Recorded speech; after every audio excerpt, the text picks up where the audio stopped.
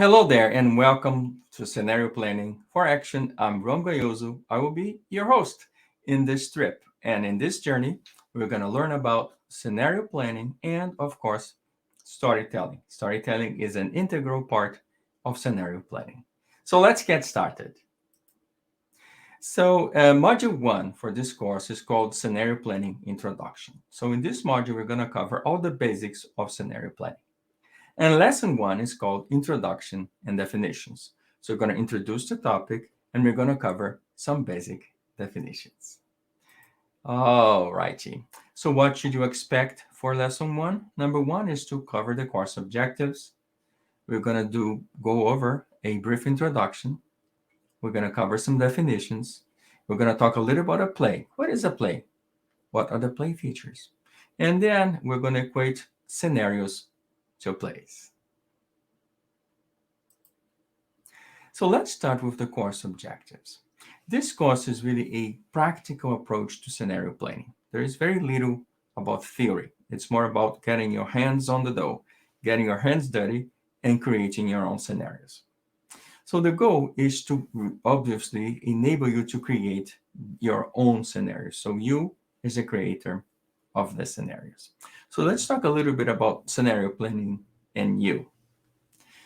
When you think about it, is there a scenario exercise going on in your company?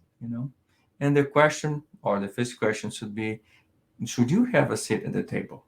Should we be part of this process? So why would they give you a seat at the table? Well, it depends. What kind of value add do you bring to this conversation or to the exercise? Next question is: well, it's one thing to be a part of a team that creates the scenarios, and the other one is to have a role or an important seat at the table. And the question is, can you be the co-pilot of this car? Again, it's all based on the kind of contribution you bring to the team, right? That is what is going to call your role in that specific team. And last but not least, could you be the driver of this car? Meaning, can you run this project or be the lead project manager for a scenario planning exercise? So I'm going to make the case that you, a business professional, an intelligence professional, a competitive intelligence professional, you should be the driver for this specific project. And why? Well, I'm going to give you those necessary skills so that you can say, you know what? Those are the skills I bring to the table, and therefore I deserve a seat at the table. And we can argue which seat you should get, but you can get started by being a member of that team, making contributions, and as they see the value you bring to the table, you're gonna earn your place in a higher position on the totem pole. All righty. So let's get going. Let's start with some definitions. If you think about the word scenario, it's really a derivative of screenplay, a play, or a script. So we call it scenario planning. So scenario or scenario planning is a part of the strategic planning process. So probably the scenario planning exercise in your company or on your organization sits in the strategy organization. Strategy is usually in charge of scenario planning. And let's say a few words about the definition, okay? There are two very good definitions for scenario planning. The first one says scenarios are attempts to describe in some detail a hypothetical sequence of events that could lead plausibly to the situation envisaged. And that was actually said by Herman Kahn, who is the creator of the original or the first scenario. So in his view, I'm highlighting the important aspects, right? Description or describing in some amount of detail, right? A hypothetical sequence of events. A sequence of events are what? It's a story, right? That could lead plausibly to the situation envisaged. So you have a sequence of events, they make sense, they're plausible, and they will help you lead to the situation or to the end goal. Another way to look at scenarios is to think of them as alternative, plausible, and consistent pictures of the future and the description of development paths of possible futures built on the present situation. So start with the present situation, right? And then we'll envision some possible futures, and then we will describe those developments. So how do you get to those potential futures? So think of scenarios as pictures of the future, images of the future, things that could happen or would happen provided some other things happen. And those are what? The development path. So if you take one path, something may happen. If you take another path, something else may happen. So just think of this as you have a starting point in the present. You could take some different paths, and you're going to arrive at some different destinations. And that's all there is to it. Now, the focus of this course, originally, scenarios were created for and by the military, right? So the idea is, to win a battle, to win a war using scenarios, or imagine the outcomes of battles or military campaigns using scenarios. That is not the application of this course. So this is not a military course. This is focused on business. So this is a civilian or commercial application for scenario planning. So let's say a few words about plays, or what are the features of plays. So plays are used mostly for information acceleration, right? They provide some context, they're logically written, you can expect some paths or some storylines or some story paths, right? And they have twists and turns, right? There is a timeline format, so there's a beginning, something happens, what we call development. There's a climax, and then the story ends. So there's a storyline and a timeline associated with the story. Now, the plots exist to facilitate understanding, and we're going to cover plots in more details. The plots are just storylines, like a love story or a war story or a Western movie, right? So you think a bit about a movie or a play or a Western movie. On a Western movie, you expect the setting to be perhaps the desert. There are cowboys, there are bad guys. There's a variety of characters that you expect will be present if the play or the movie is set or it is a Western plot, right? And then, in addition to the plots, there are subplots, and they're used basically to augment understanding of other variables. So maybe oh, the hero is a rancher and someone stole cattle, and the story is the person needs to recover the cattle that was stolen, or some famous bad guy or bandit arrives in town, and then the story is how you're going to trap the bad guy or something like that. Now, characters exist because they evoke empathy. So we sympathize with characters. We like the characters, or if they're the villains, we despise them. But they provoke some kind of emotional response. And they're there to make this story actually interesting. So because strong characters exist in a play, right, it makes the story appealing. So we want to follow the story. We want to know what happens to the villain, or if is justice going to be delivered or will prevail in the end, or what happens to the hero or to the heroine, what happens in the story and what happens to that specific character. Now, there are a few uses for plays, right? You can be used to distract, to basically to get people's attention to go elsewhere. They could be used to entertain, or they can be used to call attention to something. In our case, we're going to use scenarios or plays to call attention or to focus our analysis on specific aspects of the business environment. And people think about stories or plays as the quintessential communications tool.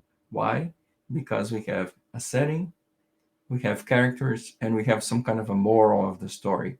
So we try to deliver a message. But because there's a setting, there are plots, there are characters, those stories are memorable and they're easy to understand, and people relate to them.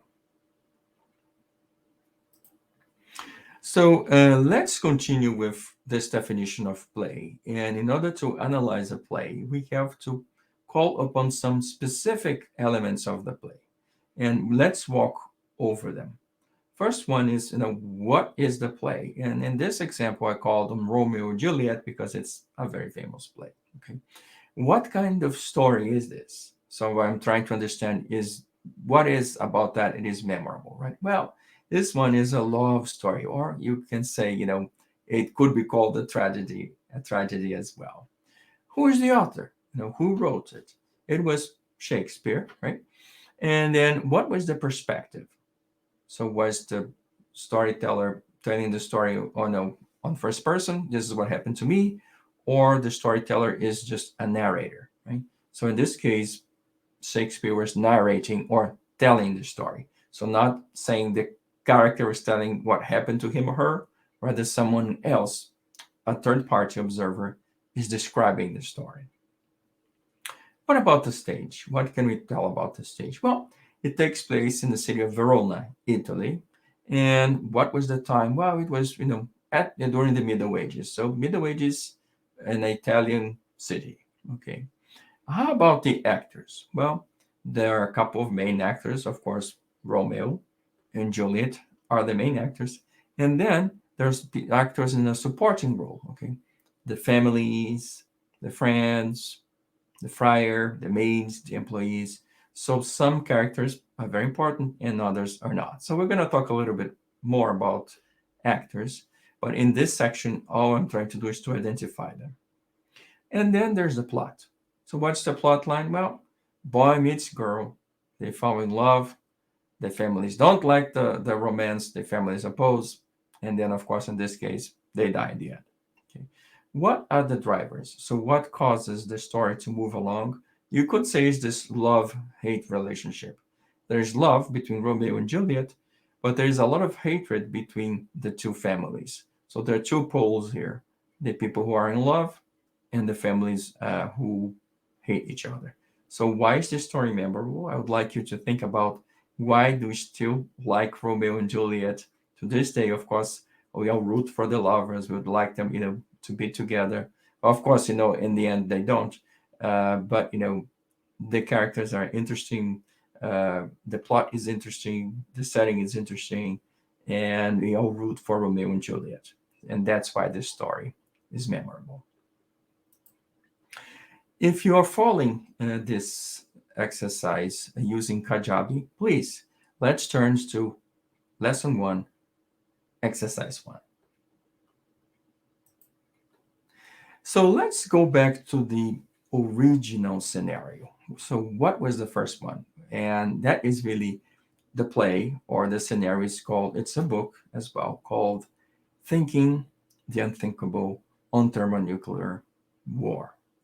What kind of story was it? Well, it was about war or conflict. The author was Herman Kahn, and the perspective was told from the point of view of the West. The stage, we had a few different stages. We have Central Europe, Asia Pacific, of course, we had Korea and Cuba. The time was at that time, and that means late 50s, early 60s.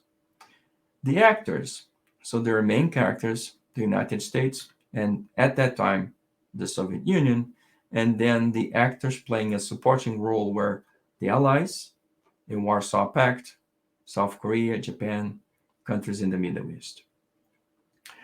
Was there a plot? Yes. The story is world domination, basically. So the drivers are, first mover theory.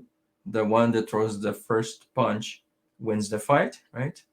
There were lots of theories about provocation. Of course, there were several proxy wars going on. For example, the Korea War of the 50s, right? So the United States and the Soviet Union fought each other through the Koreas, right? And then the issue of technological advancement. So nuclear weapons, who's got made more rockets, will they, hit the targets and so on and so forth. When you think about it, so why is this story memorable? Well, we learned through this scenario or scenarios that no one can win a nuclear war. So no matter which side started first, no one won at the end, because this is what gave birth to the theory of mutually assured destruction. No matter who presses the button first, no one is left to tell the story. So it was not a very good idea to start a nuclear war. Up until then, people thought, again, it's the late 50s, early 60s, they thought someone could win a nuclear war.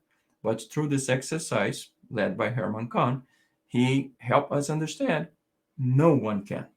And that's the beauty of the story. And that brings us to the end of lesson one.